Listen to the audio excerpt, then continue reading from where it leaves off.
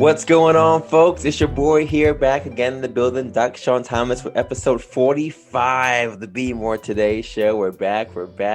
Season 2 is here. We're actually in the month of February, Black History Month. So it's a pleasure to be here to highlight some great people who have done great things for us. We know we have a great history, an amazing history filled with elaborate people who paved the way for us. But this month I'm going to focus on some people that I know that are paving the way still for us in our present day. Before we get into that, the Be More Today show is continuing to grow. So thank you so much for your support. If you've been listening, following it all in any capacity, I really, really appreciate it. Be More Today is a company that use ordinary people to do extraordinary things. And our whole mission is just to highlight the people who you may not see, the ones that maybe behind the scenes doing the work, but doing great work to make our world a better place. And we're going to continue to do that moving forward. This is episode 45. So the 45th person today is going to blow your mind. Before we get into that, though, just remember you can follow us on Be More Today for our book, our podcast information, our music. We are now heard in 30 countries, which is fantastic. And we have a support page as well. So you want to go on there and support us in any way. Donations are appreciated, or just people who want to just give love to the show. We appreciate everything you give to us and do for us as well. Our Steps to Greatness challenge that you see continues to go and is going to be ending very, very soon. We did 40 days of good eating, getting your sleep, getting your water, getting your rest in. So it's been really life-changing doing this challenge with everybody. So you've been doing a challenge with us either virtually, or if I've seen you and you've let me know, kudos and congrats to you. And for this month of February, we're going to be doing a Black Lives Matter 4K or 4-mile run. So it's a fundraiser we're going to be doing. You'll hear much more about it if you haven't heard already, but it's going to be called a BMT for BLM, 4-mile fundraiser run. So it's going to be really exciting. I'm hyped for that.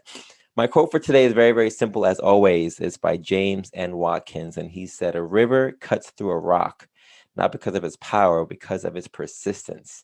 I actually got the COVID vaccine, and I got my second dose of it this month. And the number of people who gave me mixed responses has been really interesting. People were like, "Oh, what are you doing?" And I understand the ramifications of our history when it comes to being tested dummies for various things throughout our lifetime. I also believe in science, and I believe in the power that we can do if we all just did the right thing when it comes to this. So, as a first responder, as a healthcare worker who's been out there seeing hundreds of people every single week, I felt it was my duty to do it. And I had no regrets. I'm confident in science. I'm confident in my sister-in-law, who works for a company that worked on the vaccine months ago, and she made me feel even better about taking it. And seeing my fellow coworkers who are in the healthcare field taking it and posting their videos and pictures online,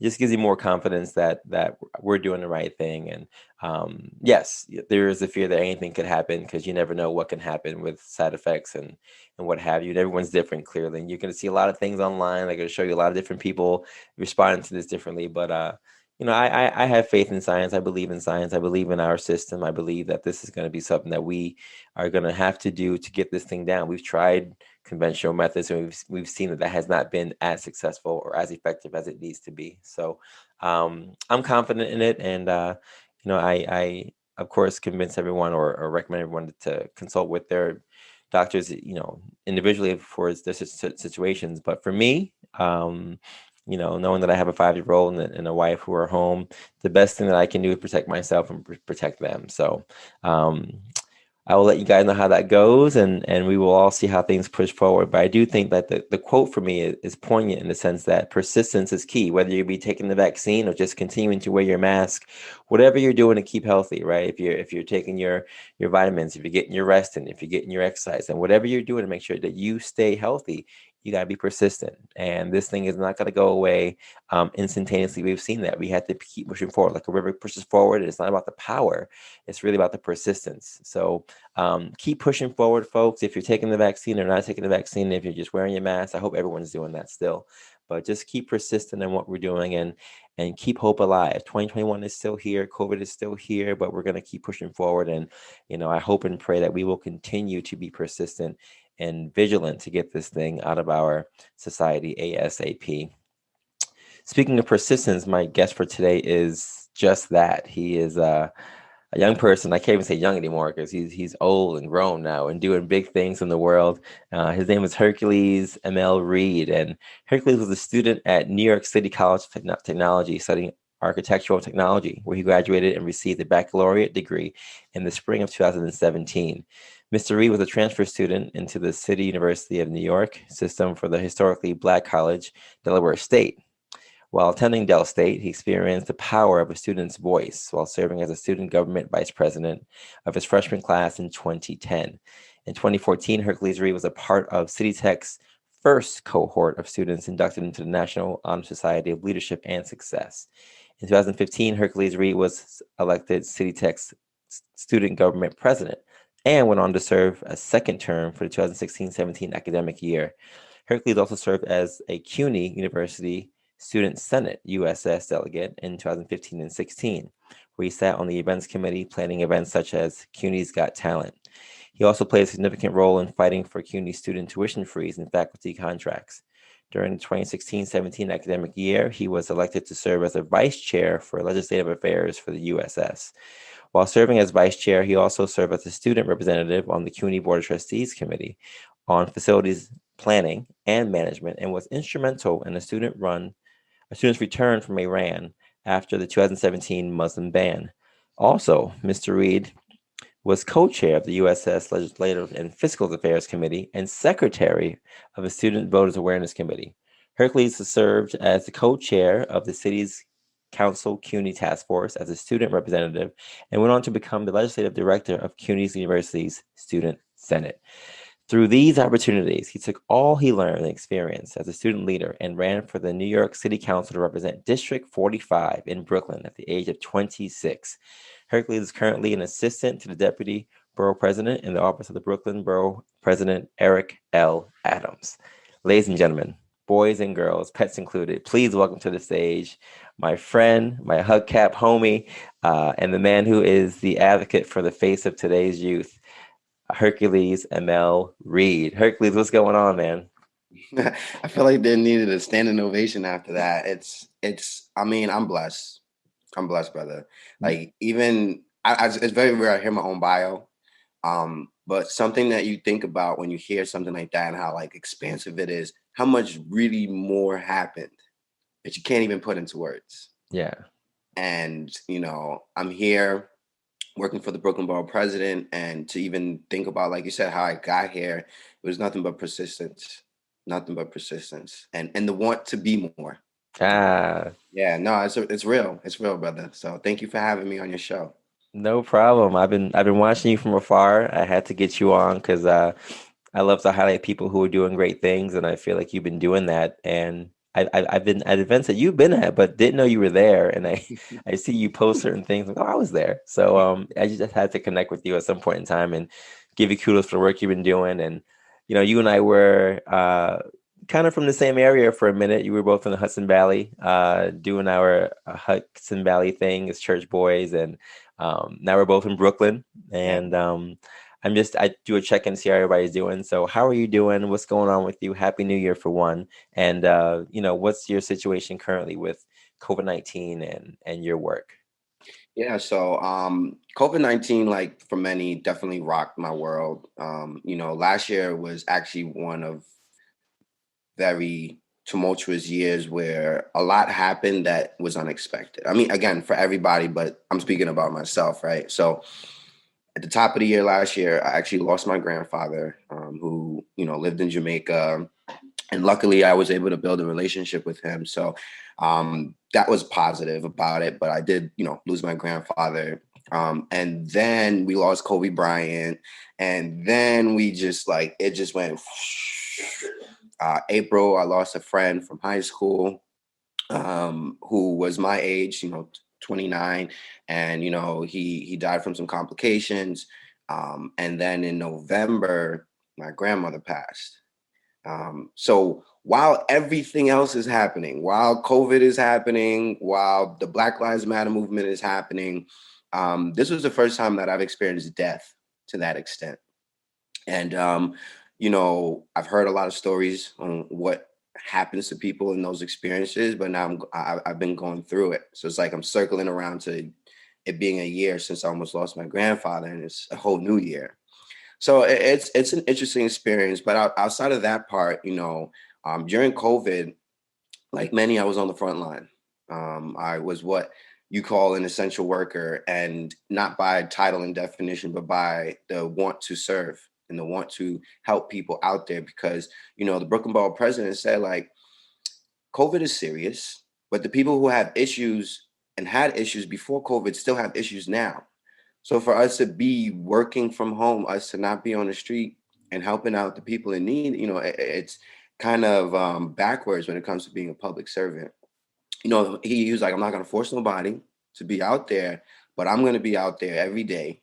And that's what it is. And, I made a decision to be essential. And that kind of brought me front and forward into every day, just being out there with him, going to the hospitals, going to the transit workers, going all over the city, NYCHA, giving out masks, advocating for them, making sure the issues were brought to the forefront. Because what we were realizing was in government, they were talking about one thing, and what the people was experiencing on the ground was a total different experience. I'm actually going to write a book about it, by the way. Throw that out there. Because as someone who never really knew much about government, and this is a lot all new for me, on the outside you hear a lot, when you're inside you see a lot and you hear a lot. So I think for the people who need to know more, I want to write about my experiences during specifically COVID-19, the Brooklyn way. Because as you know, Brooklyn was definitely one of the epicenters for a very long time, and still has one of the highest death toll rates from the COVID experience. So like we were there, and the issues brought us all over the city, right? We represent Brooklyn, but people in Queens, people in Staten Island, people in the Bronx, people in Manhattan, they didn't care that you represented Brooklyn. They wanted help. And they were reaching out from far and wide to our office to provide masks, gloves, sanitizer, because we were blessed to have a contact that was able to get masses of masks to us to get out into the community. And since people knew we were actually giving it to the people in need, they kept bringing it to us, from the city to the state. Like when they started dropping masks into the community, we started at Borough Hall. And I was responsible in helping to distribute it to the different local elected officials' offices so that they can get it to their local. Man, COVID-19. It's like, whoa. But other than that, I'm excited for this new year and whatever it has in store. I have my own goals. I have my own aspirations. So locking in, brother. Just locking in. I see you. I'm super impressed by all the work you've been doing. I'm very curious. I read your bio. You did a number of different things. I know you and I come from a church organization that was very focused on putting people in roles to serve, right? Serving their community, serving their churches, doing leadership in various ways. So it's not surprising to me that you were involved in any kind of leadership and serving the community, because I think it was ingrained in all of us. If you were in any kind of church environment at all, that mission to serve is there, right? And looking at your experiences at Del State and City Tech, you did a number of things in terms of student activities that help your community. I'm very curious, though, what sparked the interest. I know you went from architectural technology to advocacy, basically. So what happened in your mind or in your experiences that changed that shift for you to go from that to doing more advocacy work? Yeah, man, that's why I appreciate this conversation with you, because very often I tell people, they don't know me from back in the day when I was just a little scrawny kid running around the track. And honestly, that was all I wanted to do. Honestly, I like to dial it back a little bit further than, college, because I was a totally different person. I was on a totally different mindset and mind frame and journey. For what it's worth, I wanted to go to the Olympics in 2020. Here we are, 2020. As a kid back then, my goal was, get through college, get through all that stuff, go to the Olympics, track and field, decathlon. And whatever happens after that, that was what was going to happen after that. Everybody has a mission and a goal. That's what I wanted to do. It was during my college experience where I went to Delaware State University to run track. That was my purpose. They were a D1 AA school, but good enough for me.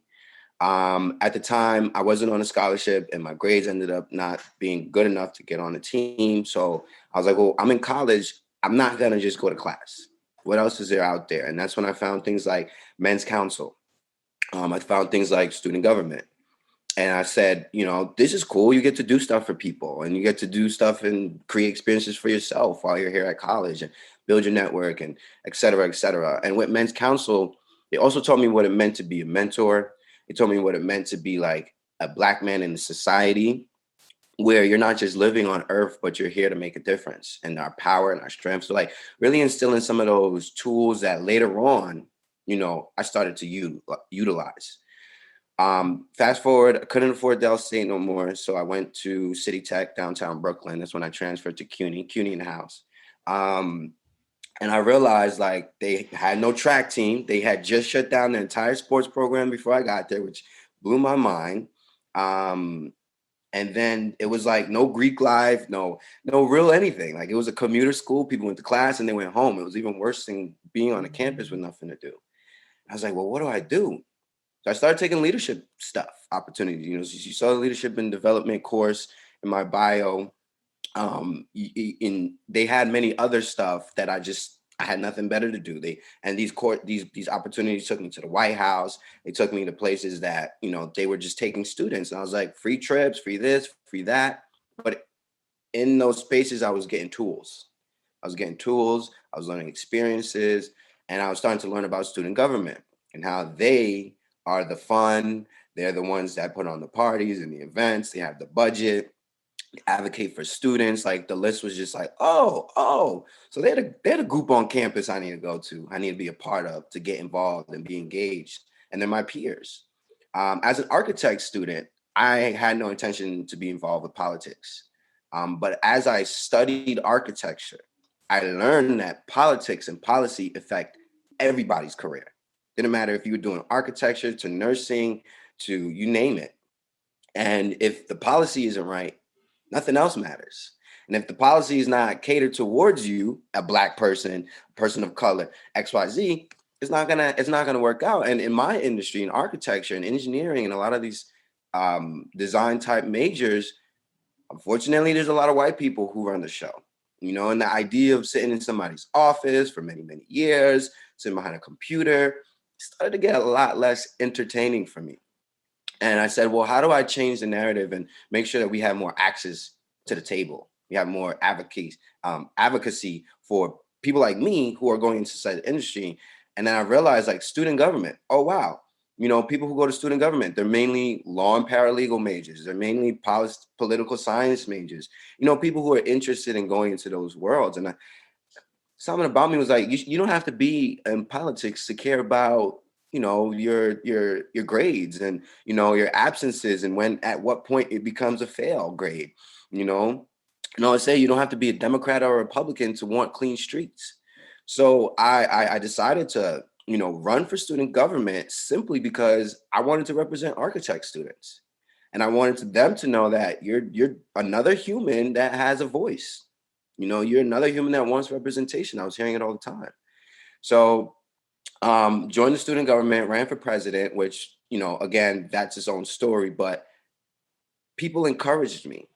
Along my entire journey, I had mentors, I had friends who said, like, you could be more than you're giving yourself an opportunity. I wanted to be vice president. I wanted like every other position, then the top position that required a lot of responsibility because I was afraid. I was afraid to fail. But we know from growing up, like we have to dive face forward into those experiences because that's what actually provides us with growth.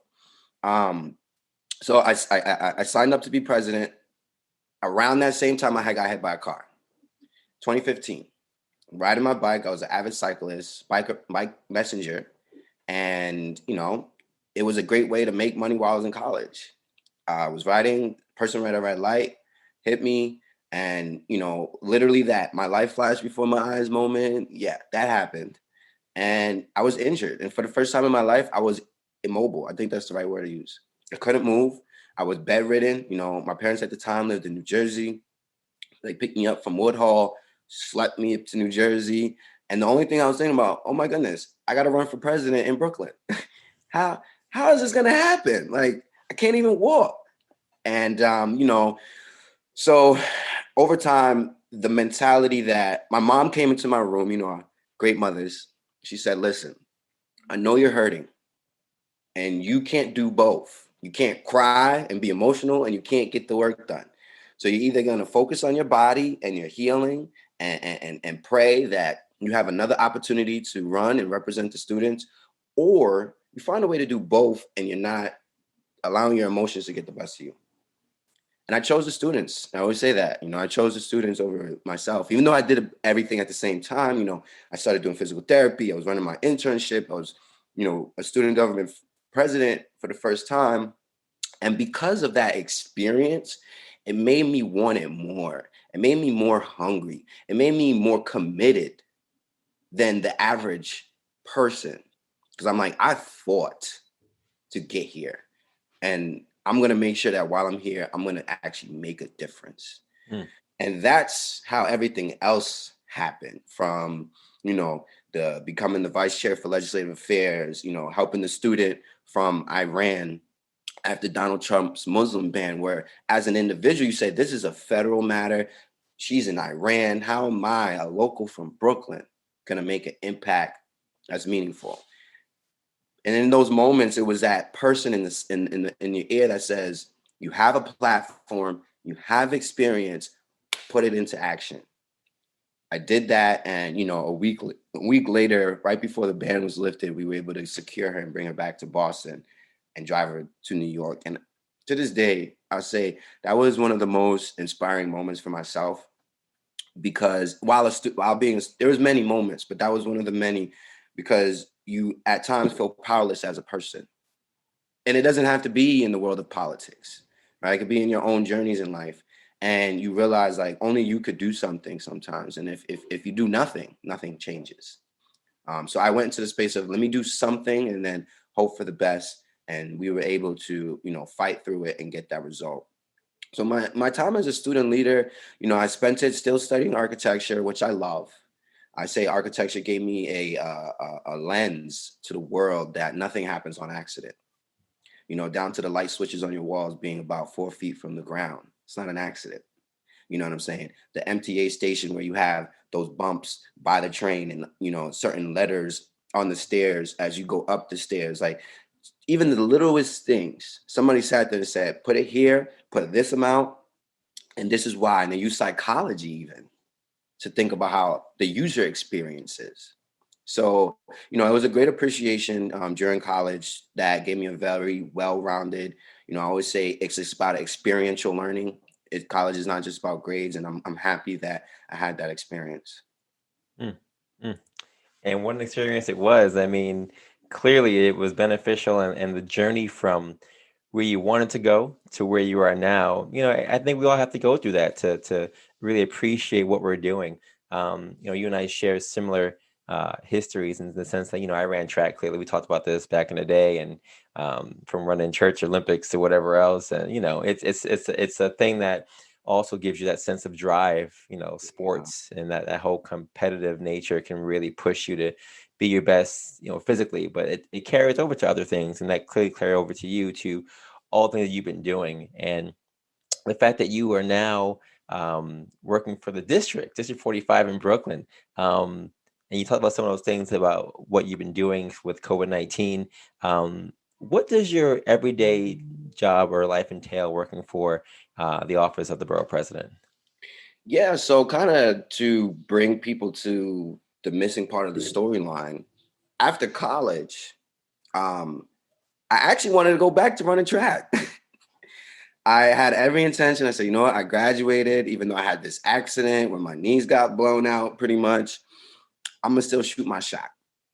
And in 2018, I was going to go back upstate to Fallsburg High School, where I graduated, and become a coach and train. I went up there for the interview. They accepted me and everything. And, God works in mysterious ways. I say that all the time because that's my reality. Every time I had a plan, every time I thought I knew, he said, no, come back this way. And it's funny you mentioned like childhood, because I grew up and I was like, okay, I grew up in the church. I love God. And I know that we were here on this earth to serve. What does my service look like? And I always said, I'm not going to be a pastor. I don't even, I didn't, even as a kid, I didn't even have public speaking abilities. Like that actually developed over time. But I was like, everybody's not meant to be a pastor. So what are those other ways that we could be of service? And throughout my whole life, I was trying to figure that out until I got to the space I'm in now. And I said, got you. But I got a phone call right after I got approved to be a coach at the team. Was going to shift my entire life from the city to upstate for mental purposes and all that. Got a call and say, yo, we got a job at University Student Senate, legislative director. You just came off an amazing couple years as a student leader. We don't know anybody better. Like they literally told me that. And I'm like, wait, what? You don't have anybody better? That can't be.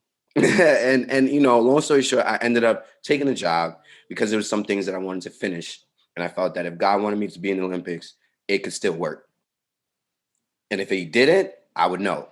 So I took the job, became a legislative director for the University Student Senate. I did that for about a year and some change. And then a seat opened up in the 45th City Council District, which is where I live. And that's when I ran for special election, did my thing there. And it was that experience that landed me the job that I have now. So if I didn't jump off that cliff to quit my job, to run for city council, I wouldn't be where I'm at Borough Hall. Like, got to make sure I put those pieces into this equation. So now I'm at Borough Hall, where I went from wanting to just represent East Flatbush, Midwood, Canarsie area, Flatlands, to now I'm representing the entire borough of Brooklyn. You know, working for the Brooklyn Borough President took my vision and expanded it to a larger scale. God did. I would say it wasn't me, you know, because I didn't want that. That wasn't what I was looking for. He put that into my life and said, here it is. What are you going to do with it? So where I went from trying to be on the community board for Community Board 17, I had gotten denied. I am now currently the Brooklyn Borough President's liaison for Community Board 17. Also, you know, and it's like, I even applied to work at Borough Hall as a student and after college, and I didn't get the job. But they called me. This is after city council race is over. I'm miserable. I'm emotional. You know, I'm coming down from the high. I'm going through all of these things. And I'm like, well, what next? I quit my job. I went on this journey and now I didn't get it. So what now? And I said, let me travel. Let me clear my head. I went to Hawaii. I went to Jamaica. Just was like really into it. And it was in Jamaica. I got a phone call from Brooklyn Borough Hall. Somebody who I met, and it was like, you still looking for a job? Like, yeah, how did you know? And it was like, well, we have a position with the Deputy Borough President. Are you interested? When can you come in for an interview? I was like, that's it. I'll be back from Jamaica in about a week. Can we make it that Monday? I'll be there. It was like, yeah, sure, no problem. Come in. I went in, and, you know, fast forward to here we are now, where COVID, right? I only was been working there since 2019, right? 2019 was his last 2 years ago now. A year later, COVID came. I'm an assistant to the Deputy Borough President. And because I chose to become an essential worker, where I used to drive the deputy around to her events and her meetings and make sure she was good and assist her, I leveled up. And now I'm working with the Brooklyn, like directly with the Brooklyn Borough President, driving him around, getting him to his meetings and his events, assisting him where he needs me, where prior to COVID, I would have to set up a meeting just to see him. And now he's running for mayor. So I get the full scope of experience. You know, I call it my master's degree at this point. Because even in all of this, I try to go back to school for a master's in urban planning.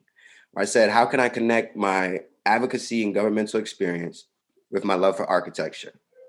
And I applied to Hunter College during COVID. And for whatever reason, they said, you know, the cohort's too small. We got too many applicants. Not you. And I was like, what? Not me. And because I was so plugged into CUNY, I said to myself, like, I could pull a couple strings, get into that program. But I said, you know what?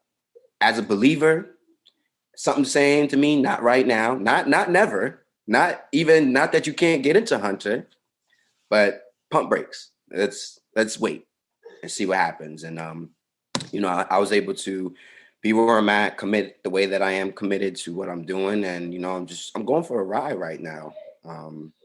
I have my own goals. I think I might be jumping ahead, but right now I'm just building. Hey man, that's fantastic. I think the takeaway I have from that is that, yeah, you said pump the brakes, and sometimes you got to do that, especially if you believe in a higher calling or what have you, and you know that you've seen the progression of your life to this point, and it's worked out the way it has for a certain reason. To force anything else that's not in that same path, would be ridiculous. So, I'm very impressed by you, from everything from the book that you're gonna write, or that you're gonna think about doing, to your progression through this system and your walk up. Like you said, you would have had to apply or make an appointment to see that person, originally, and now you have complete access. It's the access, I think, that really blows my mind. It's all really due to all the hard work you've been doing, and it's infectious to me to see young people taking a stand and not just saying what they want to do, but actually doing it. Right? You come off to me as someone who has always been someone who was confident in their abilities, but it's one thing to really take those abilities and put them out there for the rest of the world to see. And I think that you've definitely done that in a way that not just South Brooklyn, where I work in South Brooklyn. I work in Georgetown, which is not too far from the Marine Park, Flatlands area. But now you're talking about Brooklyn as a whole, and the sky's the limit for you right now, which is really, really exciting. I'm curious, as this is Black History Month, and as you know, because you've been out there, the Black Lives Matter movement has been integral in really giving people a voice during this time. And I'm curious for you, as someone who's in the city and you see the marches, and you've been in some of them clearly as an advocate and as a vocal leader. Do you think that the movement has helped or hurt Brooklyn and the communities that are in Brooklyn and around Brooklyn? It's a good question. It's hard for me to say that it hurt us because it has and is continuing to push a larger narrative across our nation, across the world. I've been marching and protesting since at least 2015 here in New York and in the city. And even back in 2015, there were Black Lives Matter marches. There was a Black Lives Matter movement, especially when Eric Gardner was killed, strangled at that.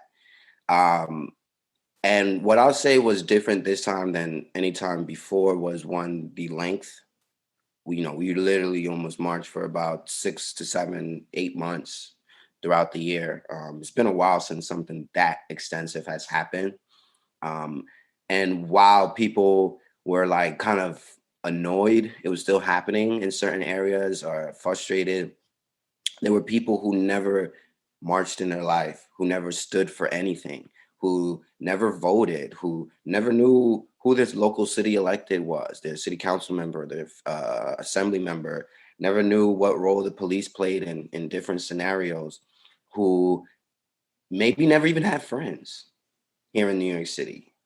And being on the ground, you realize that, one, it was a space that people made new connections with meaningful people, or meaningful, people that they connected with. You had people learn what it means to stand up and use their voice that never had before. We have a new generation of people energized, where without this movement, they may not have even voted during this presidential election or the upcoming city election. Where now in 2021, we may have for the first time a large youth population of people who vote than what we've experienced in the past. There's certain guarantees that the older generation will come out to vote, that is civically engaged, et cetera, et cetera. If I think this movement did anything, it inspired the next generation of youth leaders. Because it's crazy, like you said, I'm 28 years old. I feel young, in the world, but there are kids that are now marching, they're 15, 16, 17, even as young as 13 and below, looking at people like me saying, "Step out the way, old man." And, at first I took it offensively, but then I realized like it's not a bad thing. It's never a bad thing when young people know the importance of being involved, being a leader, and they just got to learn. I'm on their team, Mm, which mm, they do eventually. But through the movement, a lot of groups were formed, and those groups, some of them, again, built families and relationships. Now, I'm not going to say there was no negative spaces that were crossed throughout this movement, from the whole misunderstanding between the whole defund the police movement to the looters and the rioters who were burning down buildings and police cars, to the violence the police themselves put out onto the people. Definitely built a lot of concern for people, but I think that there was more good done than bad. Even when you look at the fact that in New York City, in New York State, actual legislation was passed that for some of them they weren't being passed for years. There was no urgency, there was no agenda. So simple things. I say simple, but there was real movement that happened, and I think it's going to continue into this new year. mm. Folks, if you're just joining us, episode 45 of the Be More Today show, I'm here with Hercules Emile Reid, who represents District 45 with the Borough President for Brooklyn. He is an advocate, community leader, a young person who is out here doing it, and not just saying it, but actually on the front lines, helping his community every single day. And the first guest we have for Black History Month for February. Hercules, a couple more questions for you. I know you've already done so much. I know you say that the young people who are under you say you're old. You probably think that I'm old, but I really feel like we're all young in the bigger scope of this world. I see patients who are in their 70s, 80s, 90s always tell me, "Oh, yeah, young buck, you're just getting started," and I'm like, what? I guess I am just getting started because life is long, and the fact that you've done so much in such a short period of time really speaks volumes to your dedication and your craft and your persistence and your diligence just to be better, right? But I'm curious, sir, the next 10 years, so this new decade that we're in now and this new year, what do you see yourself doing in the next 10 years? Yeah, sure. So I've only mapped out the next two. But if I was to say in 10, no, I can't even, because the way so much happens for me in a year, it's insane. But I definitely have the next 2 year mapped out, so I'll share that with you. Um, for me, I didn't go on this journey just to quit. I don't think that I would put into these positions just to quit and to not keep finding how I can do more, be more. And I ran for city council a year ago because I felt like I needed to be at the table writing legislation, not Mm, being an elected official and just showing up and doing all the other stuff. Like, no, I want to write laws. I want to write legislation and policy that can address systematic problems that have existed throughout my lifetime and beyond. Right. I feel that for too long, people have been making excuses, and I want to go in there and not make excuses. I want to fight, and I want to fight, and I want to fight, and I want to get results on legislation, because that's what fixes and changes really how we live and what we experience. Everything else is for show. The press conferences, the photo ops, the community drive, that's all part of the process, but nothing changes without the legislation. So as I mentioned, my boss is currently running for mayor. His name is Eric Adams. Make sure you guys check him out. He's a great guy. When we talk about youth and people giving them a platform, I would not be where I'm at without him. And I knew him before I worked for him. And even back then, when I talk about the student that I was able to assist from Iran to back to Brooklyn, he helped me when I was a student. He gave me his platform as a young person and said, I'll let you hold a press conference. I'll bring the media with my platform, and you just do what you got to do. mm, And now I'm working for him. mm, Go figure. But anyhow, so 2021, it's the city races. You got mayor, you got comptroller, city council. I only ran for city council because it was an open seat. It was an opportunity that came before me, and as we see, it was really just a stepping stone. So now that I stepped there, my next step is 2022. You're actually the first person that I'm on air saying this to publicly, because listen, if we're shy and we're not, really moving towards a goal in life, then we're losing time and we're losing opportunities. And I want to run for the state legislature, New York State Assembly. It's a house of two that you can write legislature, write policy. And because that's what I want to do, I have to go there. It's not, oh, I wanted to take somebody out and they're not doing it. It has nothing to do with all those little usual issues. Right. My current assembly member, he's from Jamaica. I look at myself as a younger version of him. So as far as I'm concerned, it's time. And for too long, older adults have said, where are these youth? They need to step up. They need to be in these positions of power. Well, guess what? Here I am. I'm knocking at the door. So either people are going to let me in or I'm going to break the door down, because you're not going to tell me I need to step up and then tell me stay to the back, stand to the side, or go somewhere else. I'm not, no, because again, I know that in my life, I'm also inspiring the people behind me and around me. So if I allow that to happen, if I allow them to talk me down and allow me to discourage me from doing what needs to be done, not what I want to do. And, I'm going to remind people that this whole way through, this is not what I want to do. This is something that the journey is here for me. And I'm just a willing servant, waking up every day saying, how can I be productive? How can I be, how can I help somebody? How can I inspire somebody? That's what I want to do. When you ask, what does Hercules do? I want to inspire at least one person a day. Outside of that, if I get more in my net, it's a good day. And even by writing legislation, you get to inspire people by being able to live new lives, having freedom and access to things that they never had before, never knew was even possible. So, in the next 2 years, next year, I'm focusing, like I said, on these city races because they are important, and then when that's all said and done, don't be surprised that you're going to see and hear about me being interested in taking on the next challenge, which is, and it's not easy, bro. I mean, I'm scared, I'm fearful, I'm nervous, and I know it's not going to be easy. And I know it's going to take even more than what I've been giving. You know what I'm saying? More than what it took to run for city council. But I believe in God.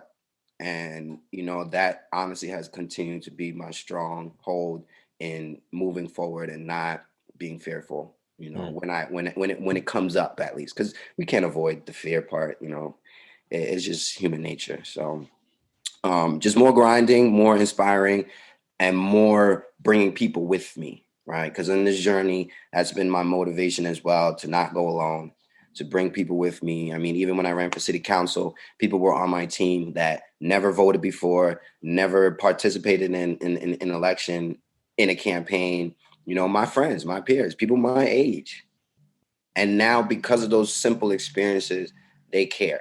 They're more involved. They want to be involved. They want to know, when's the next thing happening? When's Team Hurt kicking back into action? You know what I'm saying? So that's where I'm at. And after those 2 years, whether I will become a state legislator, and that will then dictate, I think, the next couple years after that, because it's one of those things that's going to take more than a couple years, naturally, to fight for what needs to happen. So, wow. We're very excited about that. That's definitely a plan that will be in place. And like you said, everyone has fear. I think it's a natural response for us to be afraid, but to push through that, and like the quote said, to be persistent. That's what you're doing, and that's where you're going. So kudos to you for that, sir. If I may add in, I also think about my ancestors. My great grandfather, who's still alive, God bless his soul, and he's right there in the Bronx. I call him my ancestors because even though he's not gone off this earth, but without him, I wouldn't be here. Whether they're alive or dead, those people existed, and because of them, the generations continued. My great grandfather was around during the civil rights era, marched with Martin Luther King Jr., and was a part of the civil rights era, because he knew then he needed to secure the future for his grandson that he didn't even know was going to exist for me. Like the privileges and the access, what little it is or whatever, he fought for that. And it's like, I also feel obligated, or, not obligated, but I also feel like it's a part of my mission and journey in life to continue that fight for generations that are coming behind me that I don't even know exist yet. Hmm. So, Yeah, no, that's powerful. And I think a lot of us need to remember that, everything that we do have, whether it is big or small, access wise, it is a gift. And we were not here 30 years ago, 50 years ago. You know what I mean? It seems right, like it was just a right, long time right. ago. It wasn't that long ago. Yeah. So to appreciate these experiences and these opportunities, we all should definitely be doing that.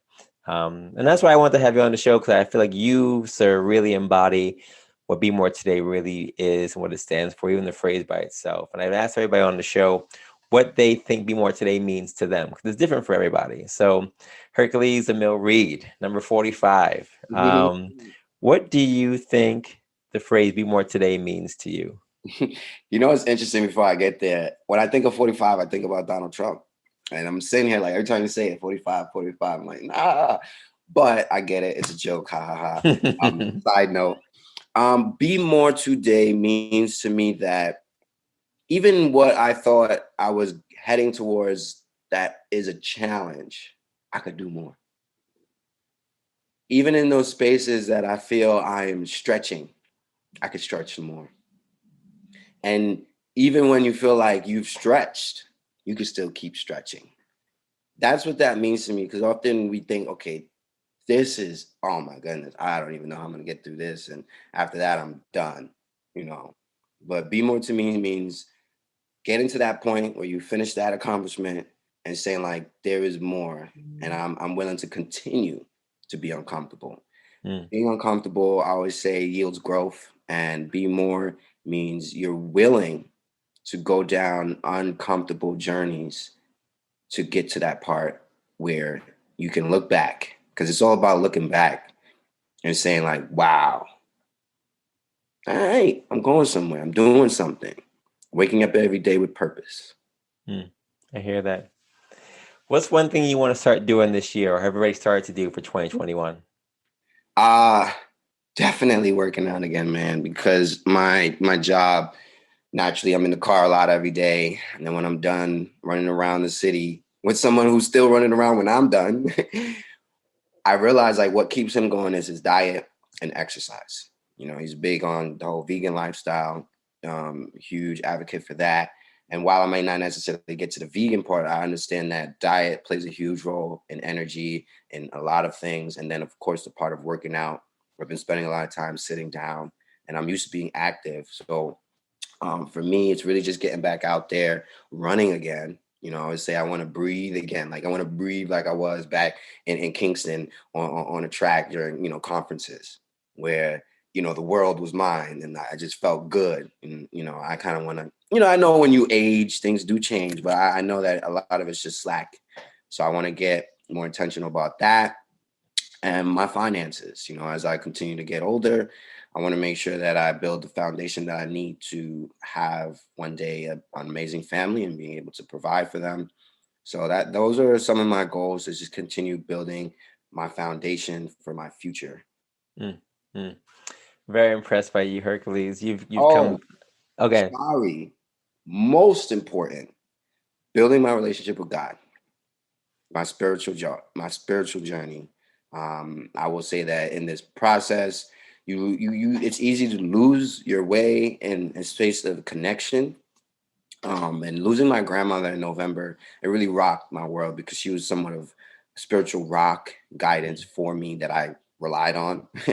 um, and when she left, an awakening that you got to do this for yourself, really do this for yourself, make this relationship. So, just more connection, more praying, more intention to just be more connected to God. Yeah.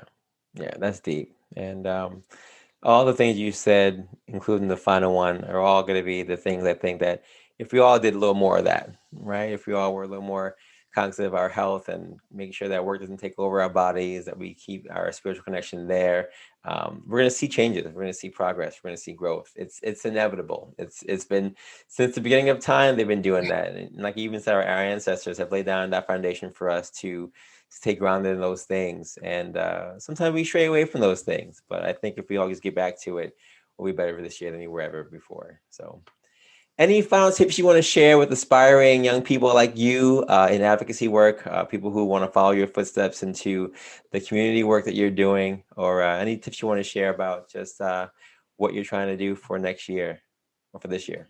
Sure. My tip is right now, wherever you are, wherever life has brought you, you may feel inadequate.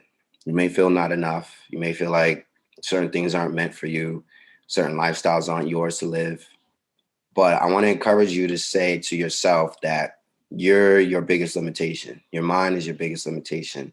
And if you can conquer that part, which is not that difficult, the rest will become so much easier. You know, and I always relate my own story back to that, where when I was growing up and I was going to church and they had youth Sabbath, and I remember in my heart, I had a message. In my mind, I had a message.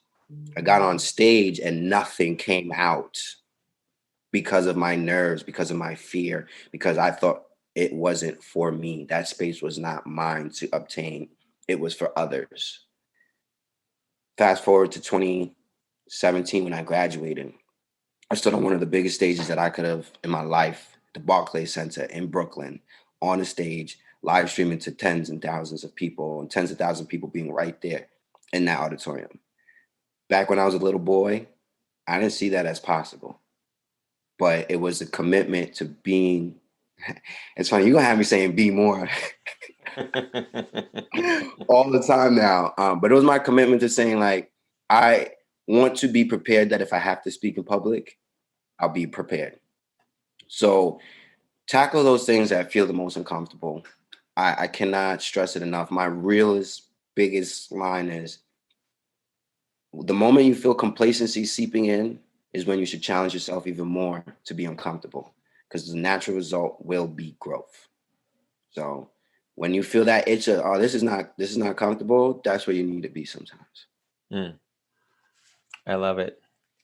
Hercules Emile Reid, thank you so much for joining us today. You have made episode 45, which is funny, 45, like you said, one for the books. And I got to bring you back on at some point in time when you talk more about your growth, see what's going on with you with the future, with the book that I'm looking forward to you doing. I wrote a book, so anybody can write a book. And you put that thing out there, you become an author for life, and it becomes a legacy thing that I think is somewhere you're already heading. So I wish you the best with that. And I hope to see you in person at some point in time in Brooklyn as well. So we'll see how that goes.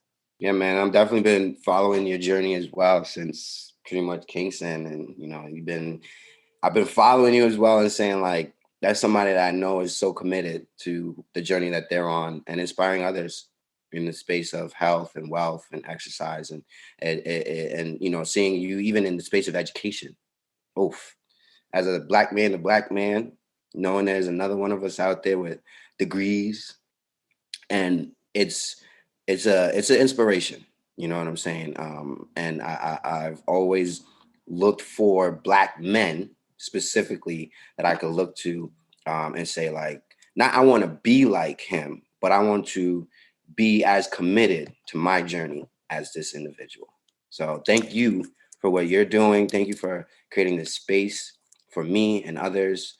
And, God bless and continue up the great work, man. We will definitely link up sometime soon, because this is like I said, this is just the beginning.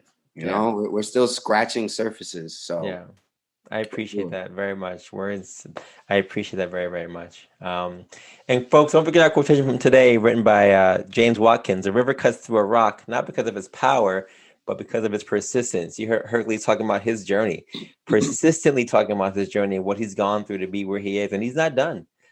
He's got that power to go through and to break through everything he's had ahead of him. So he'll keep pushing forward. And like he said to you, just keep pushing forward. If you want that growth, you're going to need to have some trials and tribulations in your journey. So do not sway from them. Do not try to run around them. Run right through them. The same way that river goes through that rock, run right through that thing, and you will see growth on the other side. Thank you guys so much for joining us for episode 45 of the Be More Today show. As always, you can subscribe to our show on all major platforms. We're heard in 30 countries now, like I said before. So follow us on Instagram, Facebook, Twitter.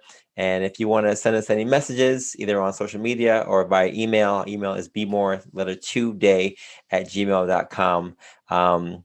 And Hercules, last thing, how can people get in contact with you if they want to check you out or follow you or support your movement? I've made it very easy to find me. I always say you can actually Google me, Hercules E. Reid.